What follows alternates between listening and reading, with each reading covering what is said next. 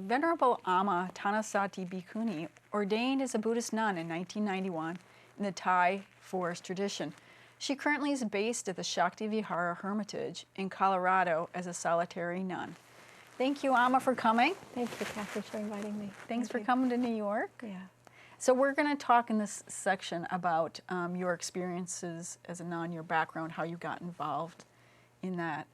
So I know that you've been a nun since 1991, but I don't think that's where the story began. No, it didn't. It started in 1979 when I was in a class at UC Santa Cruz, and Jack Engler was teaching on the religions of India and was talking about the different qualities of the Buddhist teaching. And I remember being in that lecture hall at 17 years old and sitting there feeling like somebody had thrown a match on a bonfire that had been doused with kerosene. I felt completely ignited. Excited. Ignited. I mean, ignited in flames of torrent, or no, for excited? Me, it was like a sense of, there was a like absolutely compelling sense that I wanted spiritual matters to be the center of my life. And then after a month of being in that class, I had a vision of being a nun. And, you know, I come from a Jewish family. We don't have nuns, you know. So for me, this was not like something that was a natural progression. It was totally out of the blue. But I had this vision of being a nun. And for me, even though I'd never met nuns and I didn't know where they lived or how they lived or anything about them, there was a really clear sense that being a nun meant giving one's entire life to the realization of truth, to the realization of the end of suffering, to the realization of coming to one's original nature. And that was right. So it took 10 years before I actually ended up in the monastery. So the monastery was not the beginning of the journey, you're right. Yeah. And so what happened after that? So you went, so I know that you spent some time in India with Deepa Ma and Ajahn Chah in Thailand. Actually, was he still alive then? He was, yeah. So tell me a little bit more about how that journey. So in that class in 1979, I'd heard about Deepa Ma, and I'd heard about Ajahn Chah, and I'd heard about Ajahn Sumedho, and I'd heard about Jack Kornfield and Joseph Goldstein and some of the contemporary teachers that were here in the United States. I'd heard about Sharon Salzberg. And I made an intention. I wanted to go on pilgrimage to Asia, Southeast Asia, and meet some of these forest meditation masters. So it took 9 years before I actually ended up getting to Nepal and India and Thailand and could meet some of them. And, you know, and I'd heard about Deepa Ma in that class with Jack, and I was really moved by what I heard about her. So tell us a little bit about Deepa Ma. I mean, I know who she is, but can you tell us just a Deepa little Ma bit? was born in Bangladesh, and she emigrated to Calcutta at the time of the partition. And, you know, as the custom was in India, she was betrothed at the age of 12. And so her husband was 25 years old, and as soon as she was married, she went to live with her in-laws. And he went to Burma to work as an engineer. And then when she was 14, she met him in Burma. They went back to Burma together. So, and so in a period of like 10 years, she lost 2 children, she lost her health, she lost her husband, she lost her parents. She was in a foreign country as a single mom, didn't have family nearby her, and she was completely devastated with grief. And so she wanted to meditate. And so what happened was that she finally got to a meditation center, and her mind became very clear and very focused very quickly. And in a very short period of time, she was actually able to see the nature of her own mind, see the nature of reality, and like virtually overnight, she transformed from being somebody who was sick and dependent and anxious and depressed to somebody who was radiant and luminous and independent, and a number of her health problems dissolved. And so were you able to meet her when you went to So I went to see if I could find her, and I remember going to Calcutta, and you know, Calcutta is quite a challenging place to travel in, the confusion and the dust and the dirt and the noise and everything. And I got out of the taxi and I walked up the stairs in the Mahabodhi Society, the stairwell, and I walked into this large room, and there were monks that were on a platform chanting, and there were a few people sitting, and there was this tiny little person who was wrapped in a white sari who was in front of me. So all I saw was her back. But there was like such a force that was emanating out of her that it was impactful for me. And so I thought, who on earth is that? Well, it was Deepa Ma. Wow. Yeah, yeah. So I was there for a couple of weeks, and they invited us to family gatherings, and we would walk across town to her apartment and spend time with her in the evening times, and it was very impactful. It was very impactful. Wonderful. Yeah. That's a really wonderful story. And so then who else did you meet, or how else did that, how did that transition to becoming a nun happen then? So I went to Asia wanting to explore if being a nun was really something that I had a calling towards. And I wanted to meet Deepa Ma, and I wanted to meet Ajahn Chah, I wanted to meet Ajahn Buddhadasa. And so I went from India to Thailand and met these different forest meditation masters. But the place where there was a real significant turning was when I was in India. Meeting Deepa Ma was huge because it rekindled my sense of what the purpose of this path is all about, and the kind of, because for her, with being around Deepa Ma, there was this sense of being in this huge, vast ocean of love. And for me, that was part of my motivation of wanting to learn to meditate, was because there was a deep hunger for a kind of love that was long-lasting. Yeah. And when I saw Deepa Ma and I felt that, and I could understand or see that for her, the experience or the expression of awakening was this experience of this kind of infinite love. My own motivation was really rekindled. It was strong, but it was rekindled. But the other thing that happened when I was in India was that I was attacked by a bear. And so if you look at the back of my head, you can see scar marks. Those are teeth marks of a bear. Oh, no, I don't mean to laugh. It's not really funny, but like I wasn't expecting that at all. Like I was expecting, I don't know, you met somebody. That's what I'm thinking. You met some guru or something. So what, how did that even happen? So I was in the Dharamsala, up above Dharamsala in McLeodganj, and it had been really hot. That's where? The Dalai Lama lives, yeah. And I was staying in a Tibetan guest house, and I had met a person who my age, and I asked him if he would join me on an overnight trip, because I was discombobulated, and for me, nature has always been a source of renewal and solace, and a place where I can ground and find comfort and centeredness. So I wanted to get up into the mountains, but I knew I couldn't go by myself, so I invited somebody who was staying in the same guest house. So we went up to this place at Triand, which was at 10,000 feet.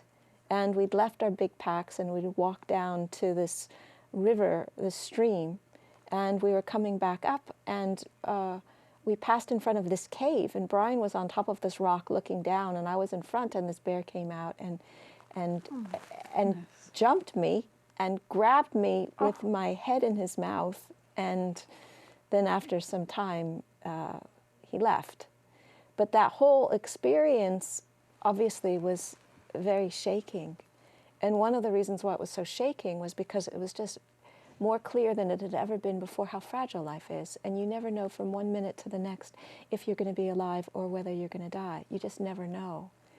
And so for me, the whole sense of, well, there were two things. One was the fact that after that experience with the bear, I felt that I owed my life to the meditation practice that I had had before that. And the fact that if I was going to be gifted with life, then I wanted to do what felt most important to me. And for me, what felt most important to me was to really understand what being human is all about. You know, what is the nature of being human? What is the nature of our minds? What is the nature of freedom?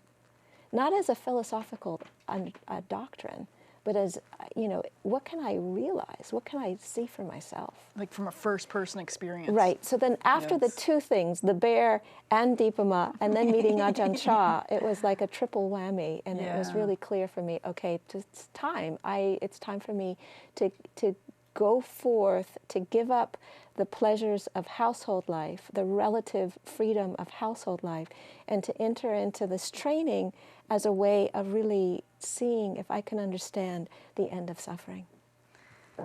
Yeah, I mean, I have two lines of questioning here. One is, how were you able to make that decision as a nun, or to become a nun? How did you make that? How were you able to like give that up?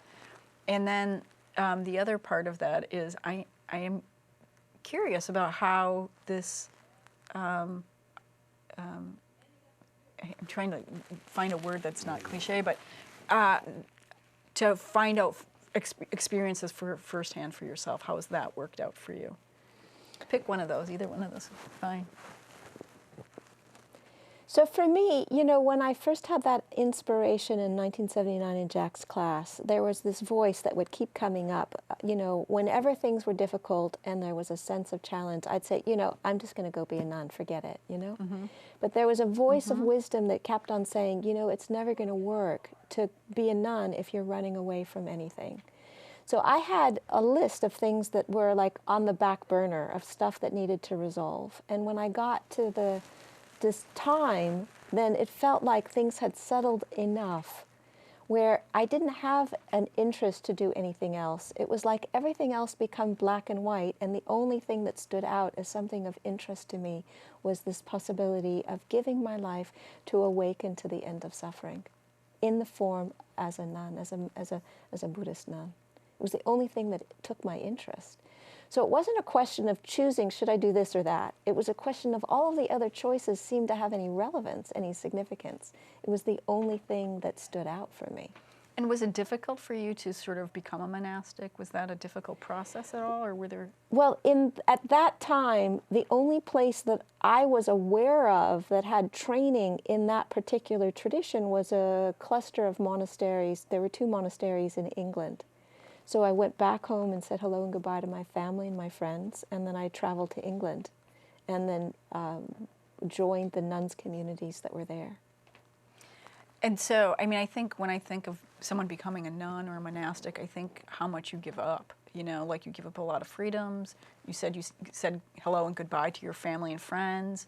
I can't even imagine what that process must be like.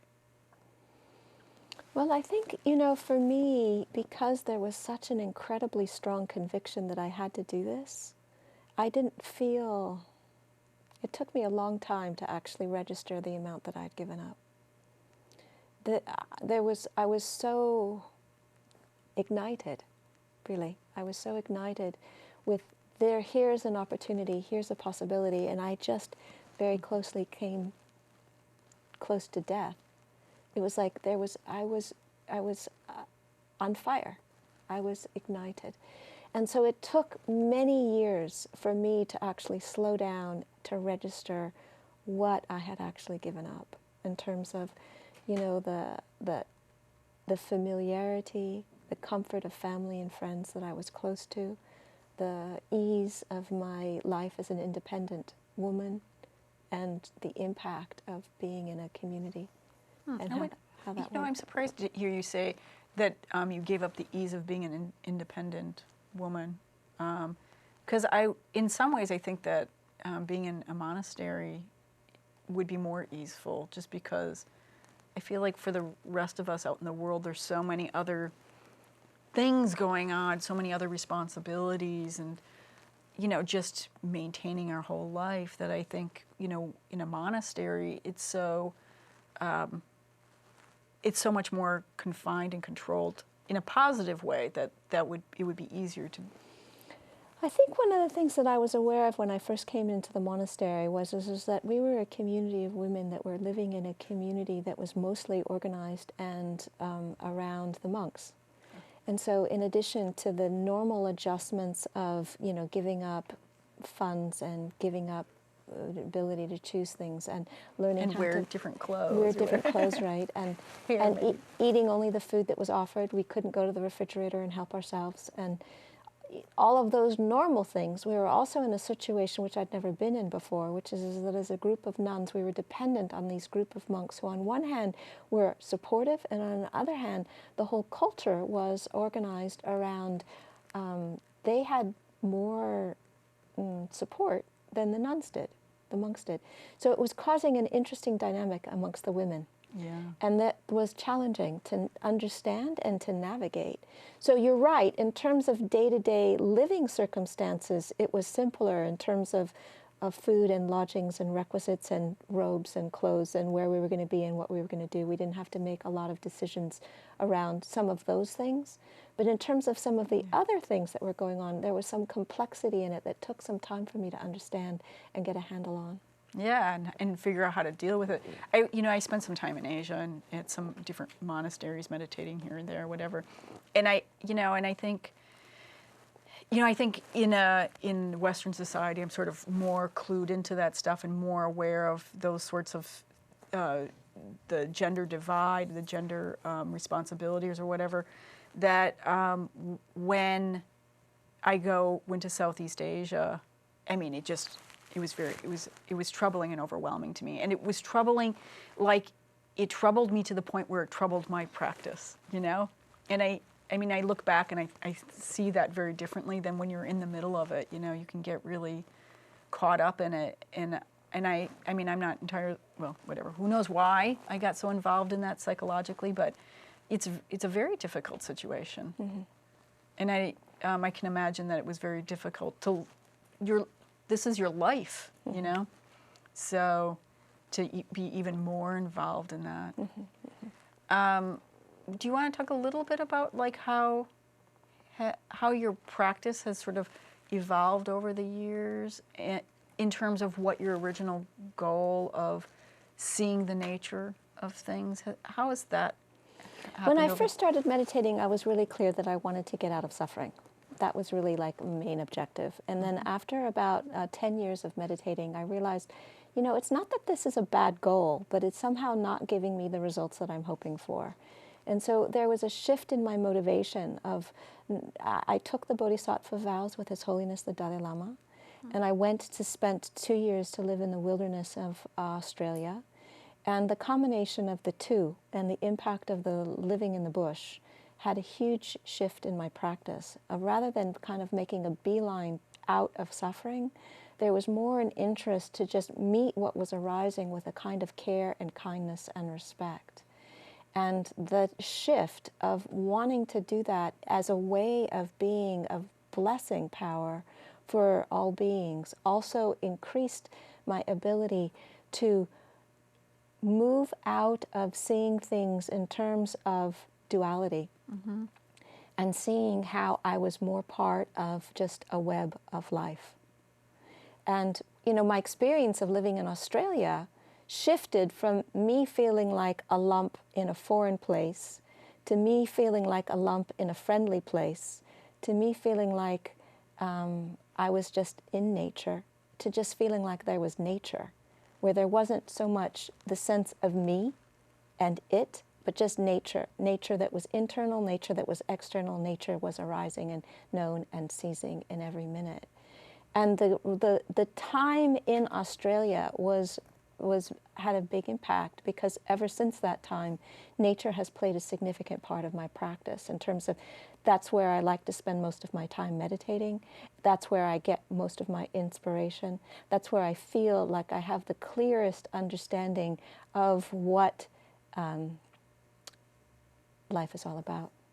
And why do you think that is? Why do you think nature is so important? And why not just an apartment in New York City? Why is nature? Well, I can't speak for other people, so I don't know what works for other people. No, I'm not. But I know for myself, what I experience is that, like where I live is right next to the Garden of the Gods in Colorado Springs. And the Garden of the Gods is a power spot. So in addition to being spectacularly beautiful, it's a sacred place and it's a power spot, and it has been that way for thousands and thousands of years. The Native American Indians used to go there regularly for ceremonies and things like that. And what happens to me in that place is that it's very easy for me to let attention drop through the normal layers of the conceptual thinking into something where I just feel awareness pervading everything, pervading time and space, pervading everything. And in that space, I don't experience problems, you know? The thoughts that I have, the worries that I have, the anxieties that I have, they recede into such a relative, minuscule proportion compared to this vast, huge, spacious awareness and unconditioned love that permeates everything, that they cease to be problems. And so for me, to be able to connect with that reasonably easily and reasonably quickly has been a huge asset to my meditation practice. And how did you end up there, in particular, Colorado, your location where you're at? I ended up there because my father was living there and his health was failing, and so when I left England and came back to the United States to be an independent monastic, then I settled there because I had a few students and they invited me, and I wanted to be there to help him with his health and his journey. And then everything just unfolded from there. Mm-hmm. Oh, that's nice. So tell me a little bit about where you're staying in Colorado. Is that your own hermitage, or is that? So I live in a hermitage. I live there by myself. Oh. Yeah, yeah. And it's a rented property, and it's, 10 minutes walk from the Garden of the Gods, and it's a half a block away from a city bus line. So I live in the city, but right around me is over 1 million acres of wilderness. And so I have access to the power of nature just by walking to trailheads. And for me, it's wonderful because I can spend time every day of the year, and I do, outside. So how is your life there then? I mean, if you're out there alone and you're also an alms mendicant, which means? An alms mendicant means that my entire life is dependent on the support of others. So I don't have any I don't have any direct access to money or funds or a bank account or a credit card myself. So all of the things that I have, that I own, that I have access to, all of my food is given because people offer it. And the way it works is that there's a small group of people in Colorado Springs who come to meditation groups and things that I do. But there's a group of people around the country that are also involved with helping to support. And there's an organization that helps hold funds to make sure that the rent and the health insurance and the things that I need, the plane tickets that I need, are paid for. And what about food, though? I mean, how does that work? The food works because I have people who offer me meals from restaurants. They bring you stuff or whatever. They offer me meals from restaurants from out of state, sometimes out of the country. And so they like buy you a gift certificate or something? I go to a restaurant and they call on the telephone and pay with a credit card from Canada or from Indiana. Or I had somebody from Malaysia last week offering me a meal. Oh, that's so much fun. Yeah. And do they get to pick what you eat? No. It's just a lot easier on everybody if I get to pick what I eat. Yeah. That's great, because I think that in Southeast Asia, when people live as an alms mendicant, I mean, what it means is that they're going out with a bowl, right? Right, and I do. I have my alms bowl, and I do go out for alms in Manitou Springs and in Colorado Springs, and it's a wonderful experience. Tell me a little bit more about that. So I have my alms bowl, and I take it, and I walk quietly up and down the street, and then I'll stand still for a while in a particular place, and usually people think that I'm begging for money. I come from a tradition where monastics do not beg for money. So if you see monastics begging for money, you are pretty likely assured that they're not authentic monastics. So I stand and I wait, and people usually come and they try and give me money. And then I say, thank you so much, but I'm actually not allowed to receive money. And then their face does this thing like, there's this... What are you talking about? Exactly. Who are you and what are you doing and what's the deal? And so then I say, I'm here receiving alms for the day, for a meal for today. And then they have a choice of, they can say whatever they say. I don't have any food, or hang on a moment, let me go get you something, or would you like to come out for a meal? I'm happy to invite you to a meal. Oh, nice. And so are you going through residential neighborhoods, or are you going wherever? This is Manitou Springs is where I have often gone on alms round, or I've gone on alms round in the farmers markets. Oh, great. I've gone on alms round in different parts of the city. Yeah. Interesting. Well, they must be kind of getting used to you, because you've been there for a number of years. Yeah, for about 5 years. Oh, that's not so long. Yeah. But they're starting to get used to it. The local people are getting used to me, but where I live is near a tourist spot. The Garden of the Gods is a tourist spot, so we have people coming from all over the country regularly, and they're new people. They don't know who I am. Interesting. Well, it sounds like it's kind of an exciting life, do you think? It's a blessed life. You know, to live on the kindness and generosity of others is a remarkable life. To live where everything that I have, I know who gave it to me. And the fact that I don't have any way of obtaining things myself puts me in a situation where the interdependence that I live with is something that I'm constantly reflecting on. And the thing about it, which is so powerful, really, is that the mechanism which really is underneath the suffering that we have is our desire, our hunger, our grasping for things to be a particular way. And this life is an incredible, powerful, way of focusing on desire. Because when you don't have any money yourself directly to get anything that you need, then you're constantly having to reflect on desire. Yes, absolutely. I mean, I can't even imagine what it must be like to not be able to get anything you might need, or you never have any money. It's not just today you don't have any money, you never have any money. I can't even imagine what that must be like. And I'm getting a sense from the way you're talking that it's sort of it could be sort of a blessing and a curse. Like, it could be, the blessing part is what you're talking about, where it sort of makes you really grateful and really aware of where everything comes from. But I think it also could be crazy making. It's challenging. It's very challenging, particularly that I've been living in Colorado Springs without a community around me supporting. So the community support that I get much of it is national. There are people who in different groups all over the country that are interested to support. Like, I've got a list on the website of food items that I need. And sometimes I get packages on my doorstep of people who just send me stuff, which is fabulous that the support is coming from all over. Yeah, that's great fun. For probably both ends, Because there's really something about giving when you can feel very concrete about it. It's harder sometimes, I think, to give money, because then you don't really, I don't know, it feels very like you're really disconnected. But when you get to give a tangible thing, it's sort of blessed. Unfortunately, we're out of time, again, as always. But I'm so happy you were able to make it here, and I hope you come and visit New York more often. Thank you. Thank you. Do you think you might?